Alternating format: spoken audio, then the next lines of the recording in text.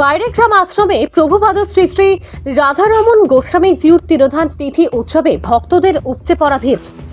নানা কর্মসূচির মাধ্যমে 108 প্রভুপাদ শ্রী শ্রী রাধারমণ গোস্বামী জিউর তিরোধান তিথি উৎসব পালিত হয় বাইরেগ্রাম আশ্রমে। রবিবার শুভ অধিবাসের মাধ্যমে এই উৎসবের সূচনা হয়। সোমবার ছিল প্রভুপাদের তিরোধান উৎসব। এদিন ভোরবেলা থেকে শুরু হয় অষ্টপ্রহর নাম সংকীর্তন, এরপর গুরু পূজাপাঠ ও অঞ্জলি প্রদান। দুপুর থেকে মহাপ্রসাদ বিতরণ করা হয়। এতে ভক্তদের ভিড় ছিল চোখে পড়ার মতো। এবারের মহাসংকীর্তনে নাম সুধা পরিবেশন করেন শ্রী সম্প্রদায়, গৌরহরি সম্প্রদায়, রাধারানী সম্প্রদায় ও শিবশক্তি সম্প্রদায়। সন্ধ্যায় ছিল প্রভুপাদ শ্রী শ্রী রাধারমণ গোস্বামী জিউ শ্রী মন্দিরে সমবেত উপাসনা।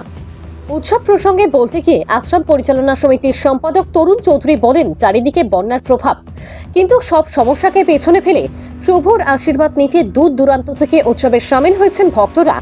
মহাপ্রসাদের দায়িত্বে থাকা আশ্রম কমিটির সহ সম্পাদক বিশ্বজিৎ রায় বলেন, বিগত কয়েক বছর থেকে এবার ভক্ত সমাগম অধিক ছিল, ফলে দুপুর থেকে সন্ধ্যা পর্যন্ত মহাপ্রসাদ বিতরণ করা হয়।